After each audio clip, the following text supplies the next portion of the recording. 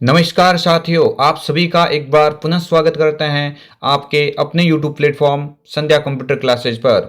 आरएसआईटी मुख्य परीक्षा आप सभी को विदित है कि 22 दिसंबर को आयोजित होने वाली है और आप सभी ने पहले वाले मॉडल पेपर देखे होंगे। लाइव क्लास जो शाम को आती हैं 8 बजे, उस क्लास के अंदर आप सभी लोग अवश्य जुड़ना। बिना टाइम वेस्ट किए हम बढ़ते हैं पहले क्वेश्चंस की ओर। आप सभी से रिक्वेस्ट रहेगी कि अगर आप इस प्लेटफॉर्म पर पहली बार विजिट कर रहे हैं तो चैनल को अवश्य सब्सक्राइब कीजिएगा। क्वेश्चन फर्स्ट के अंदर पूछा गया है कि एक्सेल वर्कबुक निम्न में से किन के संयोजन से बनती हैं। ये क्वेश्चंस कई बार एग्जाम में पूछा गया है कि माइक्रोसॉफ्ट एक्सेल का अगर ऐसा प्रश्न बन जाता है तो इसमें हम क्या करेंगे। देखो, अलग अलग ऑप्शंस दे रखा है, वर्कबुक दे रखा है, वर्कशीट दे रखा है, चार्ट और वर्कशीट और चार्ट दोनों। तो यहाँ पे ये क्वेश्चंस एक दो बार एग्जाम में पूछा भी गया है, तो आप ऐसी स्थिति में ये दोनों करके आ जाएंगे, यानी वर्कशीट और चार्ट दोनों के संयोजन से तैयार की जा सकती है वर्कबुक। ठीक है, आगे वाले क्वेश्चंस की बात कर लेते हैं। क्वेश्चन नंबर 2 आप सभी की स्क्रीन के समक्ष है। वर्कशीट में डेटा का विशेष क्रम में आयोजन करना क्या कहलाता है। जस्ट आप कह सकते हैं कि कोई भी डेटा है वर्कशीट के अंदर, आप उसको क्रम वाइज यानी क्रम के रूप में आप उसको व्यवस्थित करना चाहते हैं, जैसे अल्फाबेटिकली या ऐसे 1 2 3 के रूप में आप करना चाहते हैं, तो आप सॉर्टिंग का उपयोग करेंगे। किसका उपयोग करेंगे भाई? ऑप्शन नंबर ए दे रखा है सॉर्टिंग। दो तरह की होती है, आपको याद रखना है। असेंडिंग, एक तो कौन सी होती है भाई? असेंडिंग जो आरोही क्रम में चैट करता है, और एक कौन सी होती है? डिसेंडिंग जो अवरोही क्रम में आपका जो डेटा आयोजन करता है क्रम वाइज। ठीक है, आगे वाले क्वेश्चंस की बात कर लेते हैं। क्वेश्चन नंबर 3 आप सभी की स्क्रीन के सामने है। क्वेश्चन नंबर 3 के अंदर पूछा गया है प्लॉट एरिया में दिखाई देने वाली हॉरिजेंटल लाइन क्या कहलाती है। भाई ये कम से कम मैंने एक दो मॉडल पेपर को छोड़ के सभी क्वेश्चन मॉडल पेपर के अंदर इन क्वेश्चंस को यहाँ पे मैंने इंसर्ट किया है। क्यों? क्योंकि ये क्वेश्चंस आपके एग्जाम पॉइंट ऑफ व्यू से काफी महत्वपूर्ण है। मैं तो आपको यहाँ पे दावा करता हूँ कि ये क्वेश्चंस अब की बार आपके एग्जाम में श्योर दिखेगा कि जो वर्कशीट होती है या प्लॉट एरिया होता है, उसमें जो दिखाई देने वाली जो हॉरिजेंटल लाइन होती है ना, उसको हम ग्रिड लाइन के नाम से जानते हैं। क्या बोलते हैं उसको? Grid line. ऑप्शन बी यहाँ से करेक्ट आंसर हो जाएगा। नेक्स्ट आगे वाले क्वेश्चंस की बात कर लेते हैं। क्वेश्चंस नंबर आप सभी की स्क्रीन के समक्ष हैं और आप उचित आंसर देने की कोशिश कीजिएगा। एमएस एक्सेल में निम्न में से कौन सा फंक्शंस किसी रेंज के भीतर किसी दी गई शर्त को पूरा करने वाली सेल्स की संख्या की गणना करता है। भाई देखो, नॉर्मली काउंटिंग करने की बात हो जाती तो काउंट करके आ जाते, इसने तो बोल दिया है कि कुछ शर्तों को पूरा करता है। किसी शर्तों को पूरा करने वाली जो संख्या है, जैसे हमने कुछ शर्त रखी है कि ऐसे ऐसी जो वैल्यू, ऐसे नंबर जो 70 से ऊपर है उसको गिनती करना है, उसको काउंटिंग करना है, तो वो किसी शर्त के अकॉर्डिंग बात कर रहा है। तो ऐसी स्थिति में आपका राइट आंसर हो जाएगा काउंट इफ। क्या करेंगे भाई? Option number A count if इस क्वेश्चन का करेक्ट आंसर होगा। देन आगे बढ़ते हैं क्वेश्चन नंबर 5 की ओर। क्वेश्चन नंबर 5 के अंदर पूछा गया है माइक्रोसॉफ्ट एक्सेल में निम्न में से कौन सा चार्ट 100% तक जोड़ने वाले प्रतिशत दर्शाता है। भाई आपके एक्सेल में चार्ट का क्वेश्चन तो बन सकता है। एक आपके एग्जाम में क्वेश्चन आ सकता है, न्यू चार्ट बनाने की शॉर्टकट की पूछे तो आप बोल देना F11 होती है। कौन सी होती है? F11 होती है अगर आप नया चार्ट बनाना चाहते हैं तो देखिए ऐसा कौन सा चार्ट है जिसमें 100% तक वैल्यू की यहाँ पे प्रतिशत तो को दिखाता है, तो आप बोल देना पाई 60। करेक्ट आंसर क्या हो जाएगा? पाई 60 हो जाएगा। पाई 60 गोलाकार आकार में होता है, आप सभी ने देखा होगा पाई 60, है ना, जो 100% तक वैल्यू को दर्शाता है। आगे वाले क्वेश्चंस की बात कर लेते हैं। क्वेश्चन नंबर 6 आप सभी की स्क्रीन के समक्ष है। यूजर इंटरफेस के स्क्रीन के नीचे एक बार उपस्थित होती हैं जिसे कहा जाता है। भाई इसने क्या बोला? यूजर इंटरफेस, जो आपको इंटरफेस दिख रहा है स्क्रीन के नीचे एक बार उपस्थित होती है, क्या बोलेंगे? Task bar, title bar, scroll बार या उपरोक्त में से कोई नहीं। तो सबसे नीचे वाली बार होती है ना, उसका नाम होता है टास्क बार। क्या होता है भाई? टास्क बार होता है, जहां पे स्टार्ट बटन वगैरह मौजूद होते हैं। आगे वाले क्वेश्चंस की बात कर लेते हैं। विंडोज 10 में इंटरनेट एक्सप्लोरर को रिप्लेस करके कौन सा वेब ब्राउजर लाया गया। यानी आपको ध्यान रखना है कि भाई इंटरनेट एक्सप्लोरर है, उस इंटरनेट एक्सप्लोरर का नाम बदल के विंडोज 10 में क्या रखा गया, यानी अपडेट किया गया उस वेब ब्राउजर को, और उसका नाम क्या रखा गया? माइक्रोसॉफ्ट एज रखा गया। क्या रखा गया है? माइक्रोसॉफ्ट एज रखा गया है। इस क्वेश्चन का करेक्ट आंसर हो जाएगा ऑप्शन नंबर ए। आगे वाले क्वेश्चंस की बात कर लेते हैं। विंडोज 10 में मैथमेटिकल प्रॉब्लम को सॉल्व करने के लिए किसका उपयोग किया जाता है। आप सभी को ध्यान देना है कि मैथमेटिकल प्रॉब्लम को सॉल्व करने की बात हो जाए एग्जाम में तो आप बोल देना, नाम से ही पता लग रहा है मैथ इनपुट पैनल हो जाएगा। क्या हो जाएगा करेक्ट आंसर?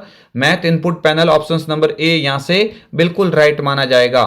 आगे वाले क्वेश्चंस की बात कर लेते हैं। क्वेश्चंस नंबर आप सभी की स्क्रीन के समक्ष हैं। निम्न में से कौन सा फोल्डर आपके द्वारा डिलीट की गई फाइल्स और फोल्डर को टेम्परेरी स्टोर करता है? भाई आप सभी को याद रखना है, ये काफी महत्वपूर्ण क्वेश्चन है आपके एग्जाम पॉइंट ऑफ व्यू से। ऐसा क्वेश्चन बनने पे आपका राइट आंसर हो जाएगा रिसाइकल बिन। क्या हो जाएगा? Recycle bin. अगर आप चाहते हैं कि कंप्यूटर से किसी डेटा को परमानेंट डिलीट करना है, वो रिसाइकल बिन के अंदर नहीं मिलना चाहिए, तो आप करेंगे शिफ्ट के साथ में डिलीट। क्या करेंगे ऐसी स्थिति में? शिफ्ट के साथ में डिलीट से क्या होता है, परमानेंट डिलीट की शॉर्टकट की होती है शिफ्ट डिलीट। लेकिन नॉर्मली जो डिलीट करेंगे वो डिलीट की गई फाइल आपकी रिसाइकल बिन के अंदर जाती है। ये question exam point of view से इंपॉर्टेंट है, आप लोग अवश्य याद रखना।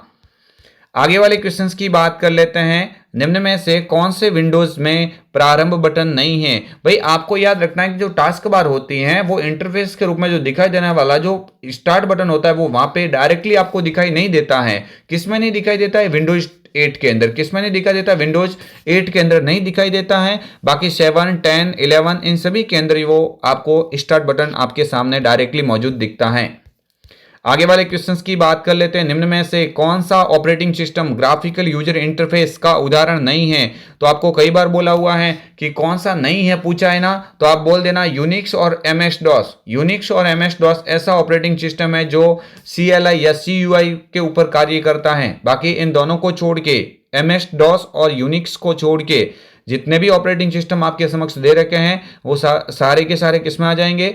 GUI बेस्ड हो जाएंगे। आगे वाले क्वेश्चंस की बात कर लेते हैं। निम्न में से कौन सा ऑपरेटिंग सिस्टम मल्टीटास्किंग को वास्तव में लागू नहीं करता है? भाई इनमें से कौन सा ऑपरेटिंग सिस्टम है जो मल्टीटास्किंग को लागू नहीं करता है? यानी मल्टीटास्किंग का मतलब यह कह सकते हैं कि एक समय में एक से ज्यादा कार्य कर सकता है। तो आपको याद रखना एट ए टाइम एक से ज्यादा कार्य करने वाला कौन सा नहीं होगा? तो MS डॉस नहीं होगा। कौन सा नहीं होगा भाई? MS डॉस होता है। MS DOS Microsoft disk operating system. ये एक ऐसा ऑपरेटिंग सिस्टम है जो कमांड बेस पे कार्य करता है, लेकिन एक से ज्यादा एक समय में कार्य नहीं हो सकता है। आगे वाले क्वेश्चंस की बात कर लेते हैं। क्वेश्चंस नंबर आप सभी की स्क्रीन के समक्ष हैं। निम्न में से हैंड हेल्ड डिवाइस के प्रकार नहीं है? भाई कौन सा नहीं है? ऐसा कंप्यूटर जिसको अपने हथेली में रख के आसानी से यूज किया जा सकता है। फीचर्स फोन हो जाएगा, स्मार्टफोन हो जाएगा, टैबलेट हो जाएगा। लैपटॉप नहीं होता है ना, लैपटॉप नहीं होता है। इसका राइट आंसर हो जाएगा ऑप्शन नंबर डी वाला विकल्प, क्योंकि हैंड हेल्ड का उदाहरण नहीं पूछा है तो लैपटॉप नहीं है, बाकी ऊपर वाले तीनों होते हैं। आगे वाले क्वेश्चंस की बात कर लेते हैं। निम्न में से कौन सा मोबाइल ऑपरेटिंग सिस्टम नहीं है? कौन सा मोबाइल ऑपरेटिंग सिस्टम नहीं है? नहीं है पूछा, नहीं और है में कंफ्यूज होते हैं स्टूडेंट। तो एंड्रॉइड होता है, iOS होता है और विंडोज फोन होता है। लिनक्स है ना, ये PC का होता है, डेस्कटॉप का होता है। इसका आंसर ये हो जाएगा ऑप्शन नंबर सी वाला विकल्प। आगे वाले क्वेश्चंस की बात कर लेते हैं। हॉटस्पॉट के लिए किस कनेक्टिविटी की आवश्यकता होती है? तो इजी सा प्रश्न है, ज्यादा टाइम नहीं लेंगे। हॉटस्पॉट के लिए आपको वाईफाई का उपयोग करना पड़ता है। इसका पूरा नाम क्या होता है? तो आप बोलेंगे वायरलेस फिडिलिटी होता है। क्या होता है? वायरलेस फिडिलिटी इसका पूरा नाम होता है। आगे वाले क्वेश्चंस की बात कर लेते हैं। निम्न में से कौन सा open source mobile operating system है?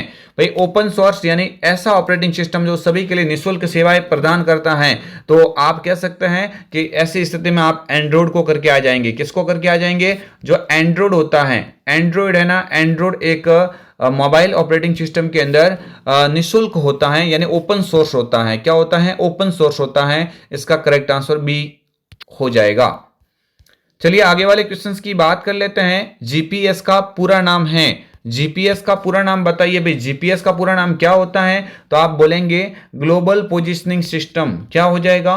ग्लोबल पोजिशनिंग सिस्टम हो जाएगा। जीपीएस का पूरा नाम हो जाएगा। ऑप्शन नंबर बी वाला विकल्प यहां से करेक्ट माना जाएगा। आगे वाले क्वेश्चंस की बात कर लेते हैं। निम्न में से किस प्राधिकरण ने आधार कार्ड जारी किया है? भाई कौन सा प्राधिकरण ने जो आधार कार्ड जारी किया है? तो आप बोलेंगे आधार कार्ड को जारी करने वाला जो है वो UIDAI, डबल ए आ गया बाय मिस्टेक, लेकिन इसका राइट आंसर क्या हो जाएगा? UIDAI यानी आधार, है ना। देखो, unique identification authority of India, unique identification authority of India, ये इसने आधार कार्ड को जारी किया है। आगे वाले क्वेश्चंस की बात कर लेते हैं। पेन का पूरा नाम बताइए। भाई पेन का पूरा नाम नेटवर्क के संदर्भ में पूछे तो आप बोल देना पर्सनल एरिया नेटवर्क। यहाँ पे वो नहीं पूछा, यहाँ पे पूछा है भाई पेन जो आयकर के संदर्भ में, तो इसका पूरा नाम क्या हो जाएगा?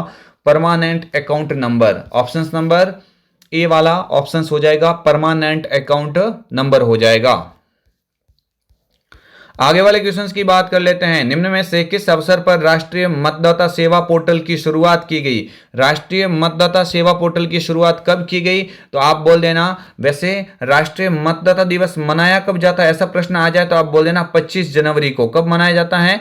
25 जनवरी को मनाया जाता है। लेकिन शुरुआत पूछे तो कब की गई है? राष्ट्रीय मतदाता दिवस के ऊपर की है, तो ऑप्शन बी यहां से करेक्ट आंसर हो जाएगा। कब मनाया जाता, तो आप बोल देना 25 जनवरी को मनाया जाता है राष्ट्रीय मतदाता दिवस।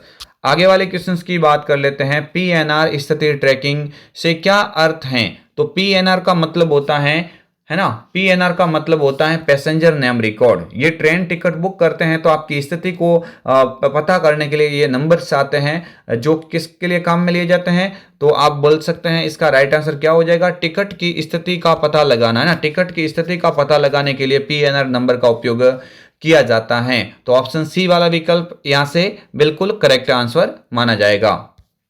चलिए आगे वाले क्वेश्चंस की बात कर लेते हैं। एसएसओ का उद्देश्य क्या है? भाई एसएसओ किसके लिए काम में लिया जाता है? तो आप बोलेंगे सहायता डेस्क लागत को कम करता है, उत्पादकता को बढ़ा देता है ना, और ग्राहक संतुष्टि को बेहतर बनाता है। तो ऐसा प्रश्न एक बार आया था, इसका राइट आंसर हो जाएगा उपरोक्त सभी। ये सभी के सभी एसएसओ से संबंधित होते हैं। आगे वाले क्वेश्चंस, ई गवर्नेंस से क्या तात्पर्य है? ई गवर्नेंस क्या होता है? आपके ये क्वेश्चंस एग्जाम में कई बार पूछा गया। ई गवर्नेंस का पूरा नाम होता है इलेक्ट्रॉनिक गवर्नेंस, है ना। इलेक्ट्रॉनिक गवर्नेंस होता है, electronic governance. Option number A वाला विकल्प हो जाएगा। इजी प्रश्न है। चलिए आगे वाले क्वेश्चंस को देख लेते हैं। गलत युग्म की पहचान कीजिए। भाई गलत इनमें से क्या है उसको पहचानना है, गलत युग्म की पहचान करनी है। चलिए देख लेते हैं। ऑप्शन ए पे लिखा हुआ राज ई साइन, तो कस्टमाइज QR और फोटो सक्षम डिजिटल हस्ताक्षर प्रणाली है। बिल्कुल ये तो सही मिलान खा रहा है। इसने पूछा है गलत युग्म कौन सा बताना है, ठीक है। ऑप्शन ए वाला तो सही है क्योंकि ये बात कर रहा है तो ई साइन के बारे में कर रहा है। ऑप्शन बी को देखते हैं। राज्य सेवा द्वार सरकार द्वारा शेयर किया गया GIS है। भाई नहीं, ये तो यहां से गलती हो गई। देखो ये नहीं है, GIS नहीं है। राज्य सेवा द्वारा GIS तो क्या होता है भाई? GIS तो आप कह सकते हैं राजधरा का उदाहरण है। राज AEM enterprise web content platform है, तो सी वाला भी सही है। और डी देख लेते हैं, रास, तो आप बोलेंगे GPS मॉनिटरिंग बायोमेट्रिक उपस्थिति प्रणाली, तो ये भी सही है। तो करेक्ट इसका गलत कौन सा है? तो गलत हो जाएगा ऑप्शन नंबर बी, गलत हो जाएगा ऑप्शन नंबर बी, क्योंकि राज्य सेवा द्वार क्या है? ये दो नेटवर्क को जोड़ने के लिए होता है, लेकिन इसने तो दे रखा है भाई यहाँ पे शेयर किया गया GIS नहीं होगा। GIS तो कौन सा होता है भाई? राजधरा होता है। तो ऑप्शन बी यहां से क्या हो जाएगा? करेक्ट आंसर हो जाएगा। नेक्स्ट, राजमेघ के संदर्भ में सास का पूरा नाम बता। SaaS as a software as a service, क्या हो जाएगा? सॉफ्टवेयर एज ए सर्विस, है ना। Option number B software as a service, इस SAAS का पूरा नाम होता है। आगे वाले क्वेश्चंस की बात कर लेते हैं। निम्न में से कौन सा राजस्थान संपर्क का एक स्टेप यानी चरण नहीं है? कौन सा स्टेप नहीं है? तो देखिए रजिस्ट्रेशन होता है, बिल्कुल, मॉडरेशन होता है, अलोकेशन होता है, वेरिफिकेशन होता है, डिस्पोजल होता है, लेकिन कौन सा नहीं होता है? आपको याद रखना, स्क्रूटिनाइजेशन नहीं होता है। तो इसका करेक्ट आंसर क्या हो जाएगा? कौन सा स्टेप नहीं है? तो आप बोल देना कि ऑप्शन सी पे जो लिखा हुआ ये कोई स्टेप इसका नहीं होता है। तो सी वाला विकल्प जिसने भी दिया आंसर उन सभी का करेक्ट माना जाएगा। आगे वाले क्वेश्चंस की बात कर लेते हैं। राजस्थान जन आधार योजना के संदर्भ में DBT का पूरा नाम बताइए। भाई राजस्थान जन आधार योजना के संदर्भ में DBT का पूरा नाम बताना है। इजी क्वेश्चन है, एग्जाम पॉइंट ऑफ व्यू से काफी महत्वपूर्ण है। Direct benefit transfer, option number C direct benefit transfer, है ना। Direct benefit transfer, option number C यहां से करेक्ट हो जाएगा। आगे वाले क्वेश्चंस की बात कर लेते हैं। आयुष्मान महात्मा गांधी राजस्थान स्वास्थ्य बीमा योजना को राजस्थान किस तिथि में लॉन्च किया गया, लागू किया गया? राजस्थान में किस तिथि को लॉन्च किया गया है? तो आप बोल देंगे सितंबर 2019, 1 सितंबर 2019 यहां से इसका राइट आंसर हो जाएगा। आगे वाले क्वेश्चंस की बात कर लेते हैं। निम्न में से ई कॉमर्स का एक प्रकार नहीं है, ई कॉमर्स का उदाहरण कौन सा नहीं है? नहीं है पूछा है ना, तो आप बोलेंगे B2C, B2B, C2C या G2C। G2C नहीं होगा क्योंकि ये क्या होता है, ई गवर्नेंस है। ये क्या है भाई, ई गवर्नेंस का प्रकार है ना, ये ई गवर्नेंस का प्रकार है। तो यहां से करेक्ट आंसर हो जाएगा ऑप्शन नंबर डी, G2C हो जाएगा। आगे वाले क्वेश्चंस की बात कर लेते हैं। राजस्थान सरकार द्वारा चलित ई कॉमर्स वेबसाइट का उदाहरण है। तो राजस्थान सरकार द्वारा चलित ई कॉमर्स वेबसाइट कौन सा हो जाएगा? तो आप बोल देना राज ई बाजार, है ना, क्या हो जाएगा? राज ई बाजार हो जाएगा ऑप्शन नंबर डी इस क्वेश्चन का करेक्ट आंसर। आगे वाले क्वेश्चंस की बात कर लेते हैं। निम्न में से कौन सा ई कॉमर्स वेबसाइट का उदाहरण है? कौन सा ई कॉमर्स वेबसाइट का उदाहरण है? तो आप बोलेंगे ट्विटर होता है क्या? नहीं, ये तो सोशल नेटवर्क साइट है। फेसबुक भी नहीं है, टाइम्स ऑफ इंडिया नहीं है, तो यहां से कौन सा हो जाएगा? फ्लिपकार्ट हो जाएगा। फ्लिपकार्ट किसका उदाहरण? तो आप बोल देना B2C का उदाहरण है। किसका उदाहरण है? B2C एक ई कॉमर्स की श्रेणी में आता है। आगे वाला क्वेश्चन है, मॉक का पूरा नाम बताइए। अच्छा क्वेश्चन है एग्जाम पॉइंट ऑफ व्यू से। मॉक का पूरा नाम होता है मैसिव ऑनलाइन ओपन कोर्सेज। क्या हो जाएगा? मैसिव ओपन ऑनलाइन कोर्स होता है। यहां से ऑप्शन नंबर ए करेक्ट माना जाएगा। देन आगे वाले क्वेश्चंस की बात कर लेते हैं। Question number, job search website का उदाहरण है। जॉब सर्च वेबसाइट का उदाहरण कौन सा है? तो आप बोलेंगे naukri.com, amazon.com, पेटीएम या फिर कोई नहीं, तो यहां से हो जाएगा ऑप्शन नंबर ए, naukri.com हो जाएगा। इसके अलावा monster.com होता है, जॉब अलर्ट होता है, ठीक है, बहुत सारे होते हैं, आप सभी को ध्यान रखना है।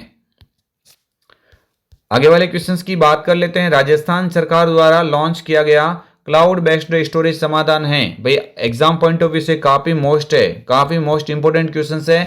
तो क्लाउड बेस्ड स्टोरेज का पूछा गया है, तो आप बोल देना राज ई वॉल्ट हो जाएगा। क्या हो जाएगा? राज ई वॉल्ट हो जाएगा। ऑप्शन नंबर बी वाला करेक्ट माना जाएगा।